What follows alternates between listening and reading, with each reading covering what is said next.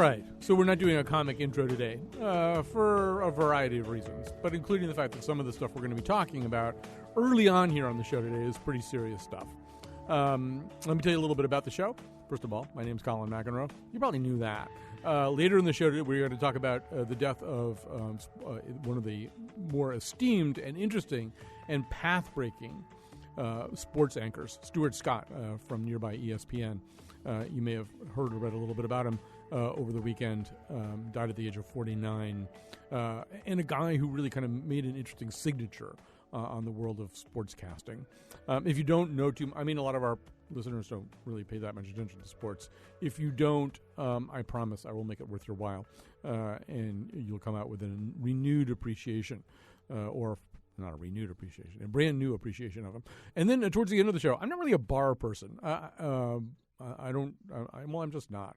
But I understand how important bars and certain kinds of historic bars are to people. So we wanted to do a little segment about the fact that the Anchor, a really kind of historic bar, a bar in which I discovered Thornton Wilder actually drank in New Haven. It's been around that long. Abruptly closed last night. So Paul Bass from the New Haven Independent will join us. So will comedian Beecher Taylor, an habitué of the Anchor.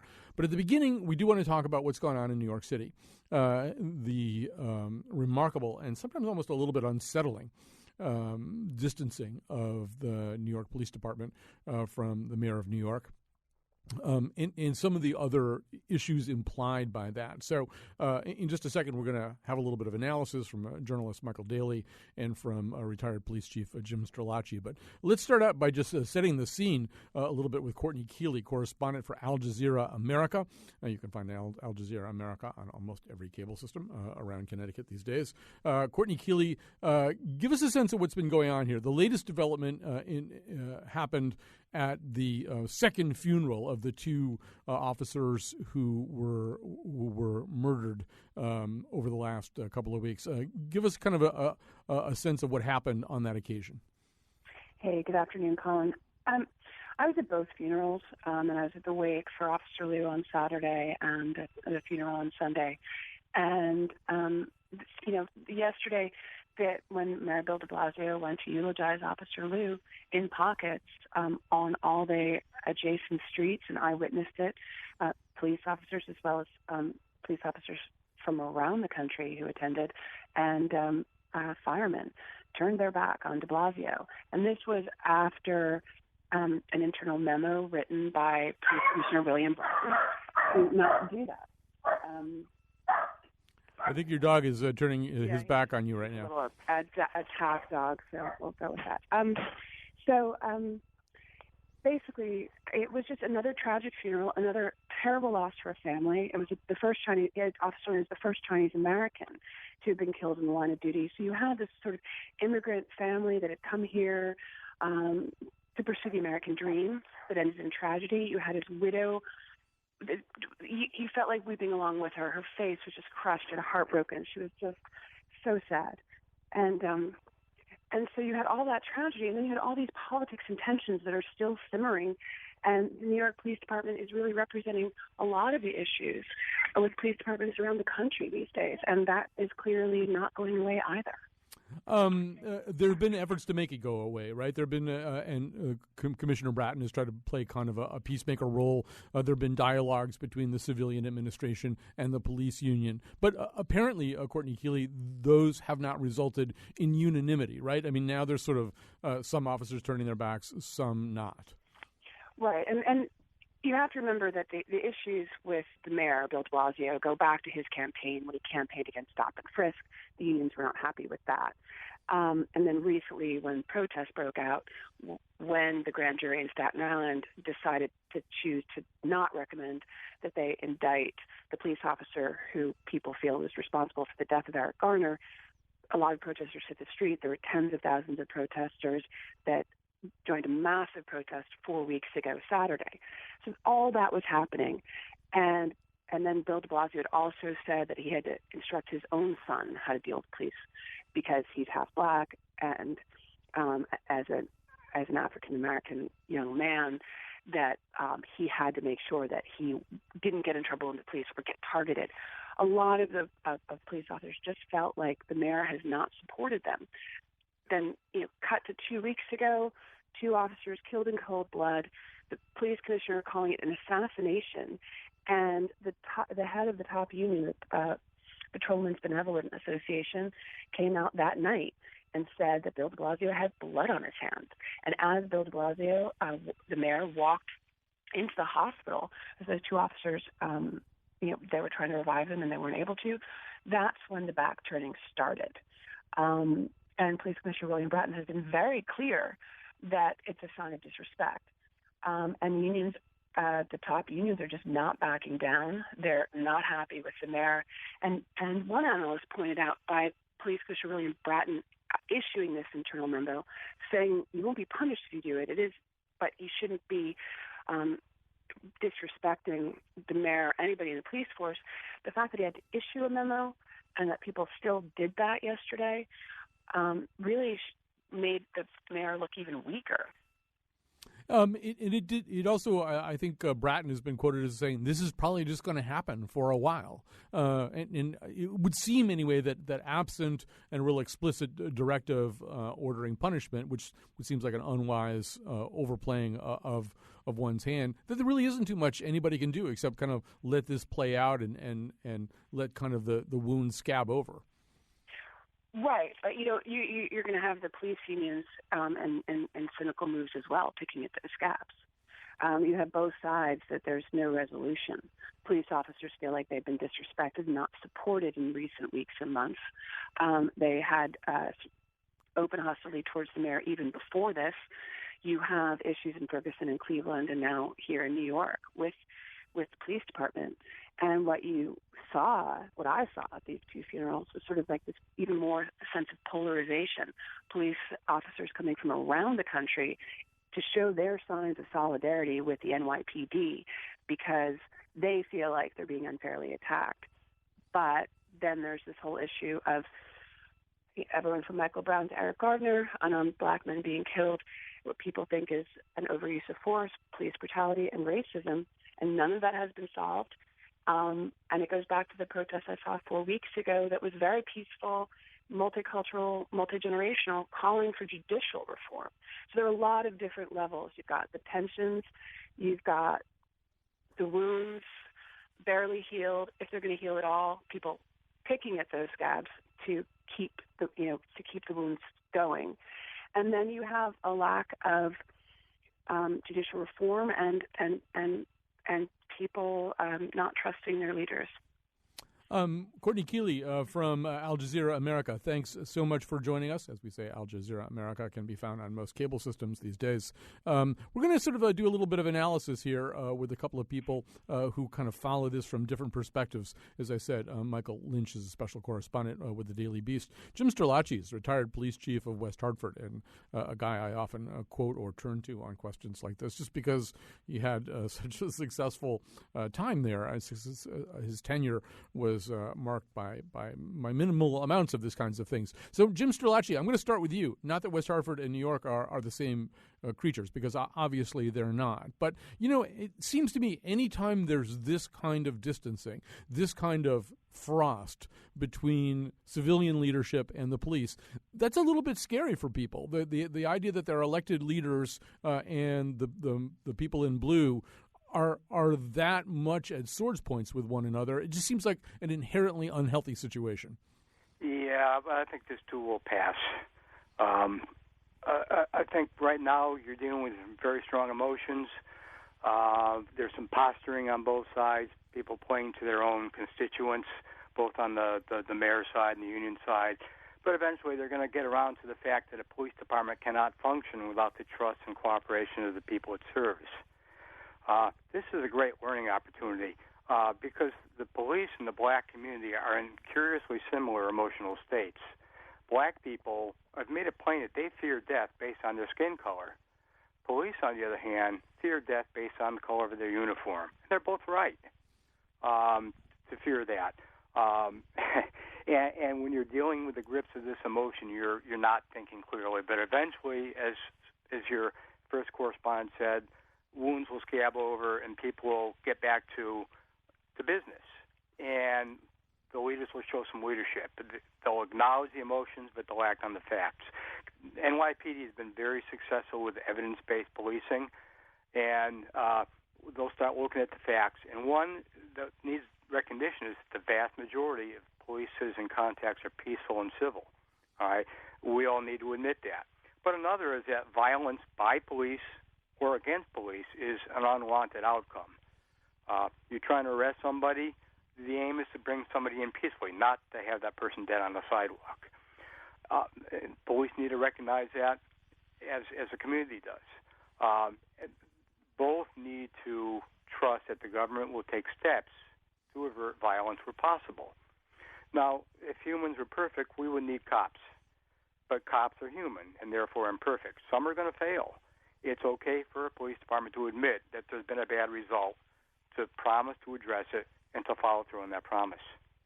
That's a great point. Michael Daly, there was one piece in the Daily News over the weekend just kind of tracing the history of friction between the New York Police Department and mayors. I mean, in fact, Bill deBlasio is not the first mayor to have problems with the police department. It happened to Mayor Dinkins.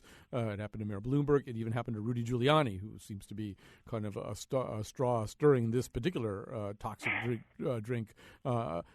But there does seem to be something different that's going on here. There are questions about whether there's been some kind of unspoken work slowdown, that the quality of life enforcement arrests are not happening, maybe not for a declared reason, but as a result of reticence by the police. And there is this kind of backturning. But you reported recently on a little sign of a thaw, and that involved one of the police union leaders, Pat Lynch, who did not turn his back this time around. Can you tell us that story? Well, he is the police union leader in this circumstance because he represents the actual cops on the street. First of all, that the chief is a very wise man you just had. One thing that very few people noticed at the funeral yesterday was that Pat Lynch was in uniform and was positioned himself with the color guard outside the funeral home, and was standing there with the color guard to his right, and Bratton and the chief of the department at the other end of the color guard. And out came Mayor deBlasio, and deBlasio looked at Lynch, and Lynch looked at deBlasio, and Lynch didn't seem to even consider turning his back. He didn't, there was no tiny swivel of the hips or no move of the shoulders. He just stood there staring straight ahead. And I think he clearly had made the decision that turning your back on the mayor, who's on a jumbotron down the block, is different than doing that in front of the funeral home when the family is about to come out. So it's not like, Lynch is the guy who said the mayor had blood on his hands. So I just took it as a kind of tiny sign of hope, and that there was this moment when Lynch and deBlasio and Bratton were all standing at attention, and they saluted that coffin when it came out. And they remained at attention as the widow came out, and to look at her holding a portrait of her husband, looking about as crushed as anybody could ever look, you had to think, who cares if some people turn their back on a jumbotron down the block? I mean, what matters is this woman, and the person to think about is that police officer. And I think that one of the lessons of this whole tragedy is that, and it goes to kind of what the chief was saying, is that you, on any side, you can't judge people by what they are. You have to judge them by who they are. And this guy that murdered these police officers, all he saw was two uniforms. He didn't see a guy like Ramos, who had grown up in the toughest neighborhood in the city, but had the nickname as a youngster as Good, Pote, jar of goodness. And he went on and worked as a school guard at the Rocco Lorry School in Staten Island, Rocco Lorry being one of two police officers who was assassinated in 1972. And this guy Ramos sat at the front desk with a big replica of Lorry's shield behind him every day at work, and still wanted to be a police officer. So you had him. Then you had Detective Lou, who arrived in America on Christmas Eve, 1994. His father went to work in a garment factory. Lou went to public schools and learned English, and then went on to college and studied accounting. And rather than play basketball after school, he'd go to the factory and help his father finish the work. And his whole attitude was to help. And then came 9/11, and he decided what he really wanted to be was a police officer. And one of his regular posts in the 8th Fort Precinct was on the Brooklyn Bridge, so that was the bridge on which protesters were going. And many of them chanting, "How do you spell murder, NYPD? How do you spell racist, NYPD?" And there's Mr. Wu, who doesn't fit any of the stereotypes they were talking about. Michael Daly, I'm just going to go back to Chief Jim Strelacci for a second here. You know, one of the things that that the correspondent from Al Jazeera, Courtney Keeley, was talking about is this idea that scabs can't heal over, wounds can't scab over if people can keep picking at them. And that seems to get to something that you were saying, too. It does seem as though what's needed here is for all the stakeholders to go into a room alone and come out with some kind of unanimity. I think it's really, really hard for anybody to do a unilateral apology at this point. Mayor deBlasio is not just the mayor of the police department. He's the mayor of people of color. He's the mayor of people not of color. He's the mayor of everybody in New York. It's going to be tough for him to apologize for any particular thing. It seems as though what they need is to get Rudy Giuliani to go to Florida for a few days and then get everybody else in a room and see if they can get them all to say the same thing. Yeah, you're on the right track there. I don't know if there's a need for a public, mea culpa. Frankly, the mayor doesn't need the 45,000 votes from the PD, although he'd certainly like to have their support. He's got many more constituents that would agree that he is correct to acknowledge the fears of a big part of his community.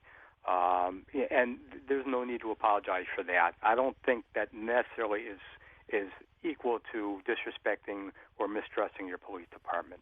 But when you goof up, you gotta fix the goof. If it's a willful violation, a crime, then you enforce the law.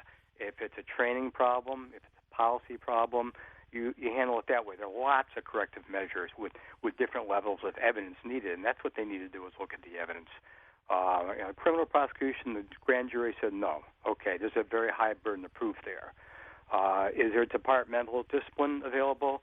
Well, if their policy is you don't put chokeholds on and the officer choked Mr. Garner, that's certainly a possibility. Then there's civil suit. There will certainly be a civil suit filed in this case, and that's a lot easier to win than a prosecution. But going down the ladder, there's training issues, there's policy issues, there's equipment and technology.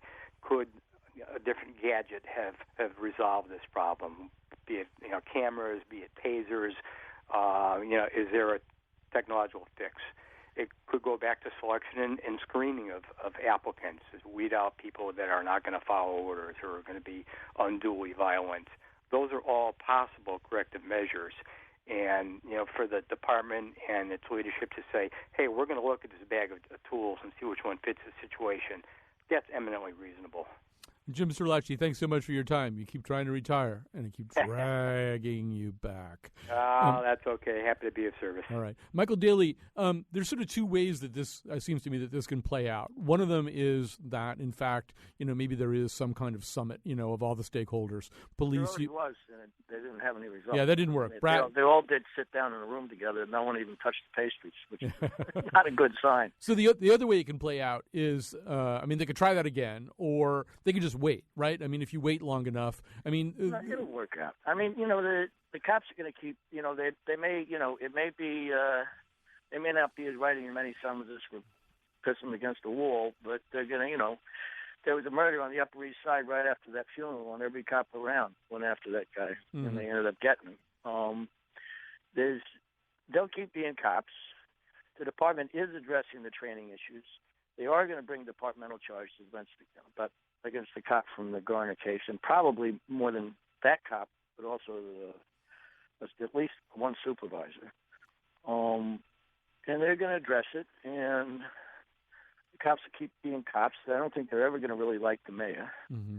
I think that he could, at some point, one of the things he could have also told his son when he was warning him about the cops is that the cops transformed the city of New York. We went from the Bronx is burning to Brooklyn is booming. And among other things, they made deBlasio rich because he lives on a block where you needed a gun to go get a quart of milk, but he now has 2 houses worth more than $1 million. And he doesn't have to worry really much about his son getting home from school. That's all because of the cops. And, the Barclay Center, where he wants to bring the Democratic Convention, I've been to a couple homicides there, and all of a sudden, where you used to see homicides, you see Miley Cyrus walking on a red carpet because the Barclay Center's there. Never would have been built if the cops hadn't made the city safe. So if he can find some way to signal to them when it's not a question of one of them lying dead, that they are appreciated, that would probably go a long way. The department is going to address all the problems, and Bratton and deBlasio are pretty close, so it's not like the mayor versus the police department. It's the mayor versus the cops in the street, and in between them, you have a commissioner who has the respect of both sides. Mm-hmm. That's why it's been so amazing that he's going to be the guy who's going to bring it together. Yeah, he keeps trying anyway. And also he had his best message during the first funeral, where he said that we have to learn to really see each other. Mm-hmm. You have to look at cops and see an Officer Lou, see an Officer Ramos, right? And at the same time, the cops have to be a little better at seeing who particular individual people really are. It's a great message. We're going to stop there. Michael Daly, thank you so much, special correspondent from the Daily Beast. When we come back, we are going to talk about the legacy of Stuart Scott of ESPN, who passed over the last few days.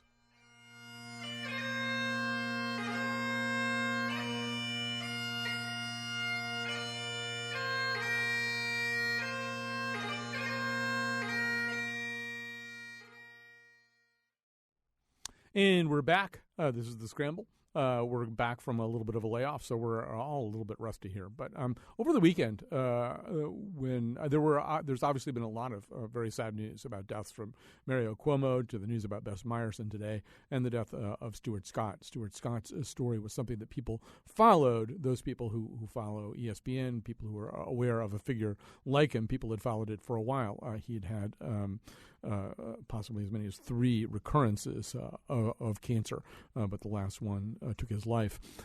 He had an unusual style. He really made his mark on broadcasting, and the way that ESPN has commemorated him has been really interesting to watch as well. They had sort of a documentary about him, narrated, I think, by Robin Roberts on their site. And by the end of it, it's about 14 minutes long. By the end of it, I was just weeping. It was just kind of an amazing tribute to this guy and who he was and what his relationship was like with his daughters. So we're going to talk a little bit about Stuart Scott.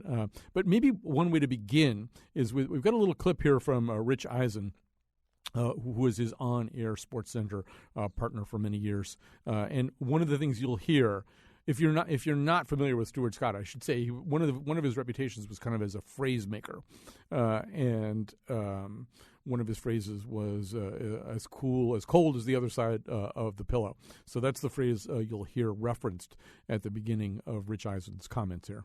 And as you go to bed tonight, flip your pillow over to the cool side. And before you go to sleep, as Stuart would say, you hit your knees tonight and pray to the big man for his beautiful daughters who he loved, Taylor and Sydney. Pray for Stuart and his family, his parents, his siblings, his girlfriend, his ex-wife, everybody who he loved. And that includes you, the sports fans, even those who hated on him. He thrived on it. That's because he is who he is and was, I can't believe it's the past tense, who he was. Stuart Scott is dead at the age of 49. I love you, Stuart. Wherever you are, Godspeed. Rest in peace.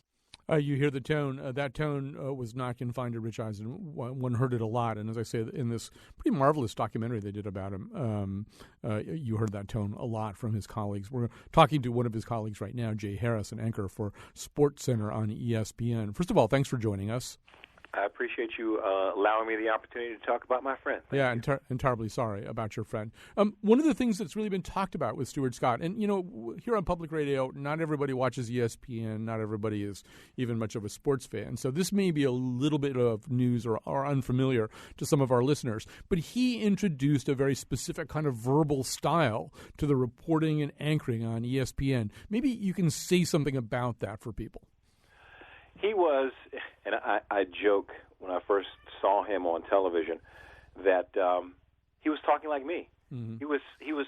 Hey, I made that joke 5 minutes ago, and he's on television getting paid for it, and I'm just sitting here making jokes. It was amazing just to hear someone who looked like me, my same age, we're both 49, talk the way that me and my friends talk, and do it in a way that was so eloquent, and it was just so authentic. And that's a word I used to describe Stewart. He was authentic. What you saw on television was what you got if you were on a golf course with him. If it was what you got when you saw him with his daughters, is what you got in the newsroom before the show. If we went out to dinner, that was the same Stewart. He was authentic. And, when you say he's your age and he looks like you, Stuart Scott, one of the things that's talked about is that Stuart Scott, as an African-American sportscaster, introduced kind of an African-American verbal idiom that just wasn't there on ESPN, which covers African-American athletes so much. When you say that he made the kinds of jokes that you make, I assume you're also kind of referring to that. Yeah, exactly. And it's funny that I was talking to a friend of mine yesterday who happens to be white, and she said, well, you can't claim him because he was me too. He was every man. In our field, you know how it is. We on the radio or on television, and we behave or act or talk or write the way the industry standard encourages us to, which may or may not be how we authentically are. So I think for Stewart, he was a breath of fresh air for a lot of people because it loosened up the reins. I think a lot of folks that were in broadcasting were like, oh, thank God, finally, someone has challenged the establishment, and maybe I can not be so stiff. Maybe I can just be natural because this guy is being natural, and it works. So maybe the industry's wrong, and he's right. It does seem as though, broadcasting and sportscasting can be a little bit like baseball. In baseball, there are a lot of penalties directed. I mean, verbal penalties, informal penalties directed at anybody who veers too much outside the norm, who styles a little bit too much. It seems that sport in particular is very tight about that kind of thing. And similarly, I mean, I was thinking about this over the weekend. I happened to be rewatching 42, the Jackie Robinson movie, and there's Red Barber, a white sportscaster, who, really famously introduced all these kinds of Southern idioms and similes, slicker than boiled okra, describing a ball that was hard to get a grip on, or tighter than a new pair of shoes on a rainy day, describing a close game. And I was thinking, wow, who does that remind me of? And it did seem a lot like, and Stuart Scott was kind of doing the black version of that, but not everybody's ready for that, right? I mean, a lot of people are thinking, wow, maybe he's taking it too far into his own personal style, just the same way they'll criticize baseball players that way. That's true, and I praise the folks at ESPN who saw the talent in him to hire him, and who saw something else in him to let him do him, let him be himself. He got some criticism, which he called on the carpet, whether it be a voicemail or an email. He famously would call or write people back. And the funny thing about that is most of the criticism, a lot of the folks who say, well, he's taking it too far, those people always want to seem to remain anonymous. Mm-hmm. If that's how you feel, let's chat about it. Be a man, be a woman. Talk to me, and we can discuss my style, and we can discuss what you like and what you don't like, and we can discuss that maybe you need to grow, and maybe I might pull back on a reference or two, but then again, no, I won't. Maybe you should learn about me because I've had to learn about you for all of my life. Jay Harris, it's always seemed to me that the part of the genius of ESPN, one of the things that ESPN did very well from the beginning, is to understand that sports themselves are not segregated, by which I mean they don't exist separate from the rest of American culture or American news. And that's the way they were treated an awful lot prior to the development of the ESPN brand. The notion would be that, if you were a sportscaster, you talked about sports. You didn't know anything about movies. You didn't know anything about politics. You didn't know anything about anything else except sports. And one of the things that ESPN did was break that mold world. And it seems to me, in particular, Stuart Scott, you watch his interviews with President Obama or President Clinton, and you realize that's another thing that he symbolized, this notion that to know about sports is not to refuse to know about anything else. Absolutely. It's the fabric of our society, but it's intertwined with everything else. I mean, the emotion in a game is the same as an emotion in a movie, and you can relate the two. And you can talk about a movie on the air. You can talk about a song lyric on the air and how it makes you feel, or how it relates to this highlight or this person, or a piece of poetry or a book or a quote or anything. No, sports is not in a vacuum. It's everywhere. I mean, it's the great escape. A lot of us turn to sports because we get sick and tired of hearing about things on the news. So we will watch a game and we re-energize ourselves thanks to sports. But sports is everywhere, and Stuart was one of the best at showcasing that. You know, Jay Harris, here in the building where I work, we now have sort of a high school for broadcast journalism. It involves a lot of city kids who are here in the building with us. And you think about that, and I think about you and Stuart Scott, men of the same age, African-American men growing up as kids. Was there a Stuart Scott for you guys to look at? I mean, was there anybody like that? I mean, I'm assuming the kids who are in my building here now look at Jay Harris and Stuart Scott and say, hey, I want to do that. Was there anybody like that for you guys? When I was coming up, let me see, who did I look at? Max Robinson was national. Mm-hmm. I looked up to Brian Gumbel. Yeah. But Peter Jennings was also my guy. Yeah. So there weren't that many African-American broadcasters that I could, point at, other than those two that I just previously mentioned. So... And again, it goes back to Brian Gumbel, he's terrific, and Greg Gumbel's terrific too, but they really had to master a white idiom of speech. There wasn't really a lot of room in their delivery for the kinds of things that Stuart Scott did. That's true. But, I think part of that is that's who they are. Mm-hmm. I think what you see, and especially in the reason I like Bryant, because Bryant was himself too. And Bryant is Bryant on mm-hmm. television. And that's cool. He has that personality and that speech pattern and the way he likes to do things, and I think it's great that he was accepted to be Bryant Gumbel. And Stuart, maybe it took a lot longer for folks on the inside to loosen up a bit. It wasn't Stuart, it was the industry. Mm-hmm. And I'm glad the folks at ESPN said, this guy's good. We're going to put him on television and see what happens.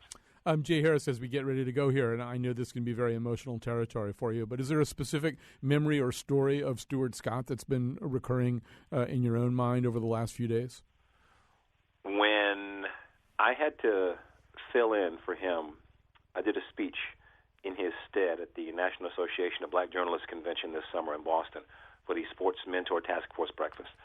He couldn't do it because of his health, and I sent him a text saying that I was going to fill in for him. And is there anything specific that you would like me to say? He sent me a text back, politely cursing me out, saying I was no blankety-blank fill-in, and to tell him I wish I could be there, and just do you. Mm. And those two words, I heard them before, but coming, I guess, the way he came at me really stuck with me. And it was one of the best speeches that I ever wrote / freelanced. It was great. And it was all because he said, do you. It takes a lot of courage to do what we do. We put ourselves out there. We're vulnerable. We're on the air. We're naked. We're naked out there for the critique of people, whether if they're professional critiquers or just an average listener. It takes a lot of courage to just put ourselves out there. It takes more courage to really be yourself. And I got that from him. To be myself, to do me. That is a beautiful place to end, although we're going to end in one other place. First of all, Jay Harris, thank you so much for your time and for your recollections. The one thing that you haven't heard here during this conversation is the voice of Stuart Scott. Let's end with Stuart Scott giving a speech he was able to give, although he was, as it turns out, a very sick man at the time he was giving it. This is at the ESPYs, where he was accepting the Jimmy V Award. When you die, that does not mean that you lose to cancer. You beat cancer by how you live, why you live, and in the manner in which you live.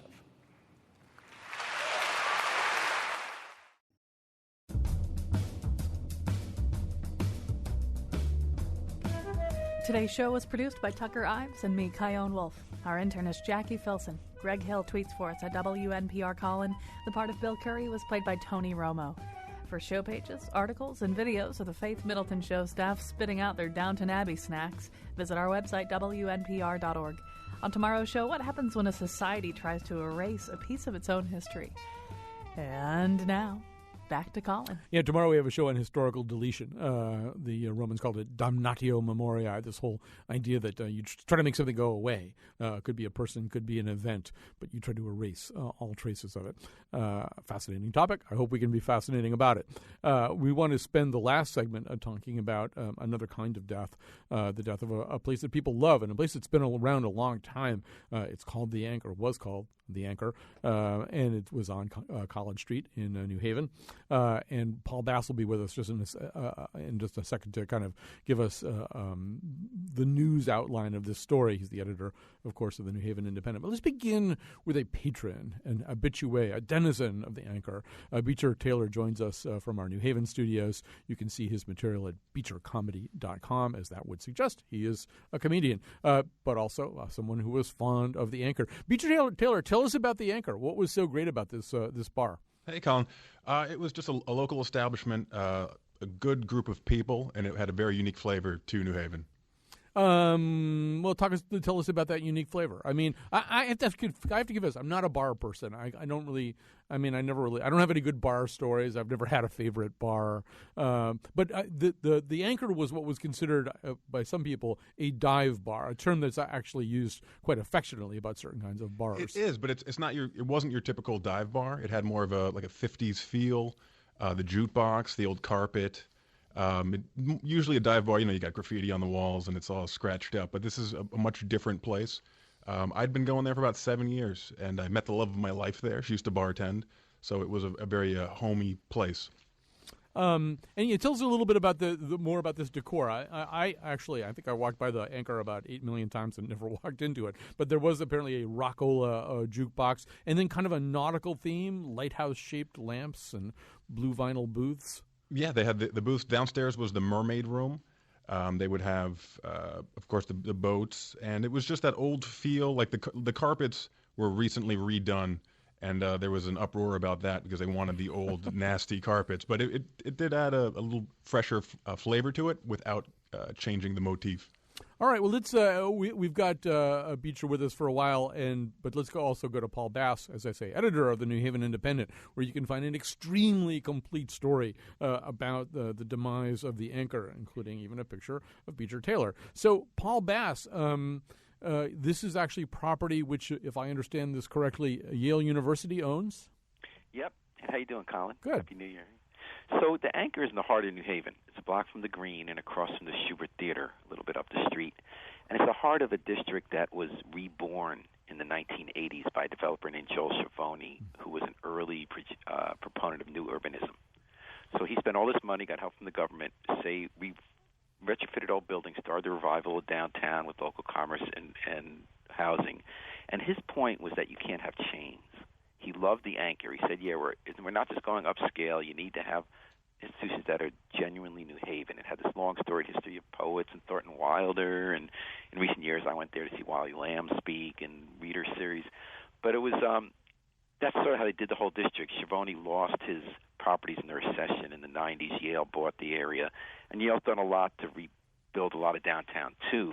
But as you see, let's say at Harvard or in other cities, a lot of the local institutions are being replaced by chains, and that could just be economics, Colin. That we still have a lot of cool local businesses around, but the Anchor, they weren't meeting their bills. The same families owned it since the mid-20th century. It started in the Prohibition era in Milford. It moved to downtown New Haven soon after, became a favorite people in the Schubert Theater and Yaleys and Townies, and it never got expensive. I think dive is an exaggeration. It's a perfectly nice place, but it's not swanky or yuppie. So people loved it. They're very loyal to it. You found bartenders from other bars would go there after hours. It weren't $15 cocktails, but they weren't making the rent. This guy, David Nyberg, who was managing the property for the family who've owned it since the 1950s or 40s, excuse me, he said, I was a few months late on the rent. I started paying it back. We wanted to keep it open. but Yale said enough's enough. Yale was weird. They issued some kind of statement that wasn't factually accurate. They said it got new ownership a few years ago, and they decided to close it. I spoke last night to the owner, the guy who inherited it, and he said that's not true. We're the same owners as always. We hired new people to run it, and I didn't even know it was going to close. I want to harp on that for a second and go back to Beecher Taylor for a second. My sense was that people didn't know this was going to happen, right? I mean, this was kind of discovered yesterday when the bar was closing. Within hours. Exactly, yeah. Shot through social media, and a crowd showed up, and they even closed it early before everyone could get in for a last drink. So, Paul, let's go to Beecher Taylor on this one. So, how did you find out about this, and how did you process this information? It was literally on Facebook. A friend of ours who works there said, "Is anyone looking for a bartender?" And we were very shocked. We didn't know it was closing down, and then we went. My girlfriend and I, and they found out at 4:00 that day. So, it's unfortunate for our friends who are bartenders there still, or were until, usually you get a 2 weeks notice with any job, but this was very last minute. So it closed early. I think the mob grew pretty fast. Mm-hmm. People were having drinks. I think someone lit up a cigarette, and then people started kind of reaching over the bar, and the bartender, I think, made the right call to say, you know what? It's getting a little bit, and she was probably emotional about the closing and the loss of her job, so she decided just to close it down. But in a way, you'd kind of like to have, if this place is important to you, a couple of weeks maybe to sort of, I don't know, say goodbye, Say goodbye, right? And so, Beecher, I'm interested to know, is there an obvious place that could replace the Anchor in your affections? There are a lot of drinking establishments in the city. I mean, it's funny, Richter's closed, and that was kind of, we used to go from Richter's to the Anchor and Anchor to Richter's. It was kind of, just two places were very much connected. Richter's closed, and then it was closed for 2 years, and it was brought back as Ordinary. But it didn't have it's the same bar physically, but it doesn't have the same feeling. The drinks are a little bit more pricey. It's a little bit more upscale, which is understandable, but it doesn't have, you can't go in there and get a $2 High Life, which is kind of the thing about the Anchor. You want that. You want that place where you can go get the cheap drinks, talk with your friends, and it was like Cheers. Kind of everybody knew your name. You go there a few times. The bartenders could be if you've ever read the Yelp reviews, some of them are very funny. People have had really bad experiences there. You go in, and it's a little bit gruff. The bartenders are they have a bit of attitude. But after the second or third time you go in there, that's when it warms up. That's when you become part of the Anchor. Paul Bass, in your understanding, is there any wiggle room here for crowdsourcing or some means of keeping this bar open, or was the decision being made in a different way? Well, there's a petition drive that just started on Facebook. Yale has not said they don't want someone else to reopen as the Anchor. I think it's still unclear what's going to happen there. I think, you just have to wait and see. Will there be enough market for it? Yale's not big on bars, and it owns a lot of property, but I think it's too early to know whether it'll ever come back or not. I think sometimes it represented something larger. You just heard from a regular customer about that kind of lower-cost, non-gentrified bar. There are still places like that, Three Sheets in New Haven. There's debate about whether the new Rudy's is like that. Down center of Westville had a bar like that called Delaney's that everyone compared to Cheers. It burned down in a big fire last summer. Yeah. They're hoping that can be rebuilt. And it's true that it's kind of expensive to buy a drink out otherwise. At most other places, there's a really nice place called Kitchen Sink, but it's like $5 for a beer. Well, even the original Rudy's is gone. I'm old enough to have been at college there during the time of the original Rudy's, which was exactly the kind of bar that you're talking about. Yeah, and it got reopened as Three Sheets. They're trying to still do it the same way. Right, Elm Bar and then Three Sheets. Yeah. So Beecher Taylor, in a way, this harks back to the conversation I had in the previous segment where the word authenticity got used a lot. I guess that's one of the things we're talking about, right? You live in a specific place. You live in New Haven. You want to go to places that somehow or other bespeak the town that you're in and the kind of people that one meets just sort of randomly in a place. Right. How about Cafe 9? What do you think of that, Beecher? I love Cafe 9. Actually, I have a comedy show coming up there, if I could plug it. It's going to be Tuesday the 13th. It is a cult I'm starting, a comedy cult, and it's going to be a lot of fun Tuesday the 13th at Cafe 9. What kind of Kool-Aid are they serving? Well, you know what? We haven't decided. It's going to be trying to balancing a dictatorship with democracy. We're going to try to, I'm the dictator, and it's going to be kind of the crown. Are we doing the Kool-Aid shots all in unison, or is it going to be We have to get matching tracksuits first. Okay, cool. But yeah, Cafe 9's a great place, and that's still that has been untouched by gentrification. And they've even they've updated. I think Cafe 9 has matured because the bar was updated. It used to touch the stage. That's like a dive bar. That's a place where you have graffiti on the walls in the bathroom. That's a great dive bar that has matured. And great music. Yeah, definitely live music. Comedy, yeah. Yeah. So, Beecher Taylor, what happens in bars that's so great? I mean, obviously, you mentioned the love of your life there, so yes. That's great. But is it, for people who sort of don't get bars and don't understand a bar with character the way the Anchor is, what happens there that's so terrific? I guess it's the starting point for a lot of people. It's a great place to meet up and to meet people, to socialize. A lot of people have a good time doing certain, activities. Some people are golfers, some people are drinkers, and it really is a nice way to meet and to network with people around town. It's funny because there is a community of drinkers, and some people, take it too far. That's gonna happen. But the majority of people, you see them out, you see them over time, and it's kind of the time of your life. You see them mature along with you, opportunities, who's going out and living life and how they're doing. So it's a great way to catch up with people. All right, Beecher Taylor, thanks so much for joining us. Paul Bass, quick question. Well, first of all, Paul Bass, I should say, and I don't know whether this news has caught up with you yet or not, but I'm just getting kind of over the transom here as I'm doing the show. I thought all eyes would be on New Haven on Wednesday for the sentencing of John Rowland, but I'm seeing right now that apparently a postponement is coming through now. Had you heard about that? I mean, this is just like... No, I didn't hear. I knew they were trying for, because the lawyers for John Rowland, the ex-governor, is being sentenced for corruption for a second time. They're hoping that the other figures in the case get sentenced first, because those will be smaller sentences. But yeah, I know today the judge is going to decide on a last-minute motion by Rowland's lawyers to delay it. So did she grant the delay? It looks like that. I mean, we don't have a lot of details yet, but it looks as though a delay has been granted. That's coming out of the U.S. Attorney's Office right now. So we'll be following that story as we go along. Hey, we got about a minute left, Paul. One thing I wanted to ask you, apropos of the Anchor, how much... I mean, it would never have occurred to me that Yale University owned the building where the Anchor was. How much of that kind of land does Yale University own a lot of sort of commercial space around New Haven? Yale does, and it bought two huge swaths of commercial space. So there's that one area around College and Chapel Streets, and as I said earlier, they rescued that property. Joel Schiavone, a developer, had brought it back to life and revived it, renovated it, filled it with local stores.